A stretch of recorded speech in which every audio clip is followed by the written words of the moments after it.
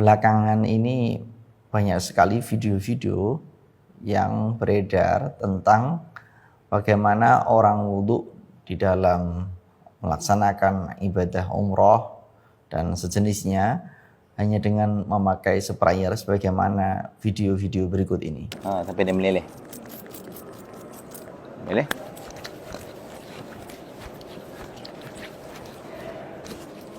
Oke, settle. Kemudian untuk kepala, kalau laki-laki tentu bisa seperti ini saja. Tapi kalau untuk perempuan, nah itulah lagi-lagi nikmatnya menggunakan jilbab besar. Kalau memang memungkinkan untuk bisa memasukkan tangan ke dalam jilbab untuk kepala. Tapi kalau teman-teman repot, teman-teman bisa bawa semprotan. Kemudian teman-teman caranya pasang niat sambil jalan nggak apa-apa.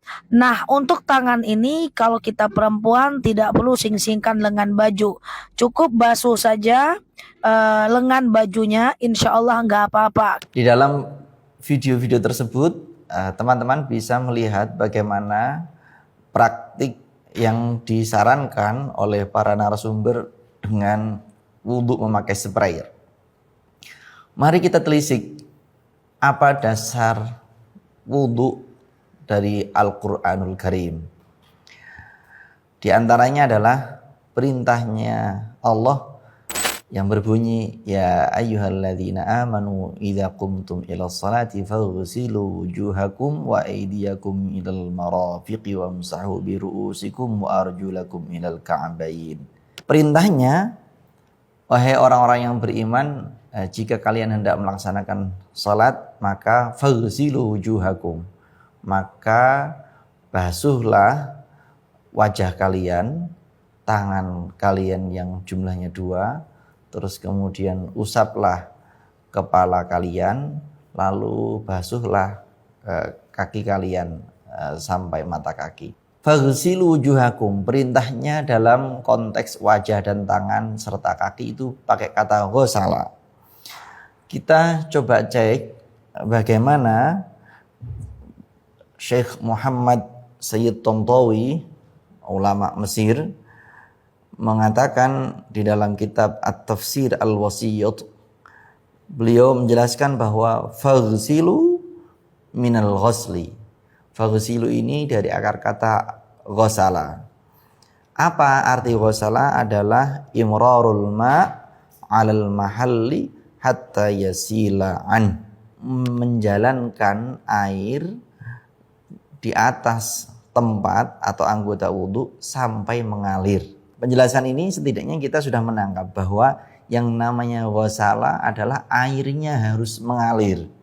Begitu pula Dr. Wahbah Az-Zuhaili dalam Al-Fiqhul Islami, beliau mengatakan bahwa yang namanya ghusl adalah isalatul ma' 'alal 'udwi bihaitsu yataqatar.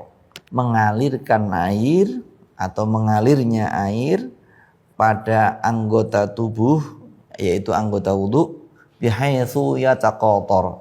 Cirinya mengalir itu apa? Ada tetesan-tetesan. Nah, wa aqalluhu qatratani fil asah. Minimal dari basuhan itu ada 2 tetesan. Wala takfi al-isalah bidunit taqatur. Tidak cukup yang namanya mengalir ini kok tidak ada sampai menetesnya. Teman-teman, pada video tadi dipraktikkan adalah orang memakai sprayer langsung dikasih kepada tangan seperti ini, baru tangannya diusapkan ke wajah. Kalau begini ceritanya, ini dalam 2 definisi sebagaimana disampaikan Syekh Muhammad Tantawi dan Dr. Wahbah Az-Zuhaili, ini sama-sama tidak ada yang masuk sama sekali. Karena apa? Tidak ada unsur mengalirnya. Ini hanya mengusap karena tidak ada unsur mengalirnya. Bagaimana kalau yang dipraktekkan tadi itu termasuk kategori apa? Wal mashu huwa imrarul yadi al-mubtallah 'alal 'udwi. Ini kata Dr. Wahbah Az-Zuhaili. Yang namanya mashu, mengusap, adalah menjalankan tangan yang basah, ini tangan, ini dibasahin, terus kemudian dijalankan di anggota tubuh 'alal 'udwi. Ini namanya bukan ghuslu, tapi adalah al-mashu. Fix, ini menurut ulama-ulama kontemporer demikian. Nah, bagaimana kalau menurut Imam Nawawi, beliau menjelaskan bahwa al-ghaslu, membasuh di dalam wudhu yang berupa jarayanul ma, mengalirkan air, itu merupakan ijma'ul ulama, konsensus ulama. Semua ulama sepakat bahwa yang namanya wudhu dalam konteks membasuh muka, kedua tangan, kedua kaki, tidak ada perbedaan ulama manapun. Semuanya mengatakan harus dengan kata al-ghaslu sebagaimana perintahnya Al-Quran, yaitu harus membasuh. Di dalam kitab madhab Syafi'i klasik, misalnya di dalam Hasyiah Al-Bajuri, Syekh Ibrahim Al-Bajuri mengatakan bahwa wala budda min jaryil ma, harus mengalirkan air, fala yakfi masul ma min ghairi jarayanin, maka tidak cukup hanya mengusapkan air di tubuh tanpa ada aliran-aliran, li'annahu la yusamma ghaslan, karena hal tersebut tidak dinamakan sebagai ghusl. Nah, oleh karena itu praktik yang ada, misalnya bagaimana kalau ini tidak diusapkan tapi disemprotkan langsung kepada wajah seperti ini, maka sebenarnya ini seumpama jumlahnya adalah sangat banyak sehingga ini menetes, maka itu cukup. Sehingga kalau pengen simpel pakai ini bisa, yang penting sangat banyak. Cuma pertanyaannya, seumpama yang menetes hanya di bagian samping kanan, samping kiri hanya basah dan tidak menetes, itu juga tidak cukup. Misalnya di jumlahnya banyak, di sini hanya 3 kali semprotan misalnya, ya basah, tapi tidak menetes, ini tidak cukup.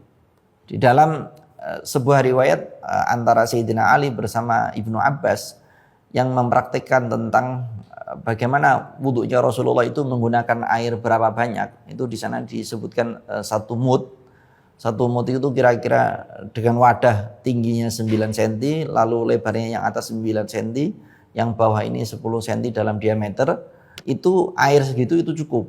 Nah, tapi selama ini praktik-praktik para ulama-ulama itu tidak ada yang memberikan langkah praktis dengan menggunakan ini, karena ini cukup berisiko apabila tidak benar-benar banyak.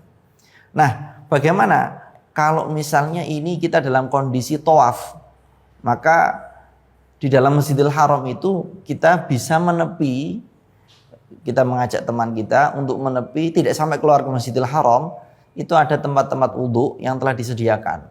Kecuali kalau memang harus buang air ya, kalau harus buang air memang harus keluar. Tapi kalau hanya untuk sekedar wudhu, kita bisa menepi sebentar, tidak terlalu jauh.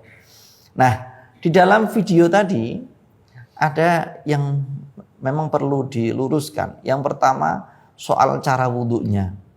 Yang kedua, wudhunya disebutkan kalau ada orang sedang tawaf, dia ini posisinya tawaf itu berjalan masih mengitari Ka'bah. Kalau batal bisa dengan wudhu sambil berjalan. Ini tentu tidak tepat. Kalau orang tawaf itu seumpama dia batal, dia harus berhenti dari tawafnya, tidak bisa melaksanakan dengan wudhu sambil berjalan. Bagaimana kalau wudhunya itu selesai dengan langkah yang ke-10, maka jarak antara dia batal sampai ke langkah 10, berarti kan dia tawaf dalam kondisi tidak mempunyai wudhu. Dia mempunyai hadas, izalatul hadasnya dia belum selesai.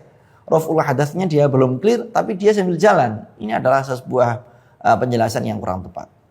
Oleh karena itu, dia bisa keluar wudhu, nanti dia bisa kembali ke garis itu, tepat di mana dia tadi batal, lalu dia melanjutkan hitungannya mulai dari itu, tapi tidak bisa sambil jalan atau tiba-tiba dia keluar lalu nanti masuk lagi sudah kelewat 20 langkah di depannya, itu tentu tidak bisa.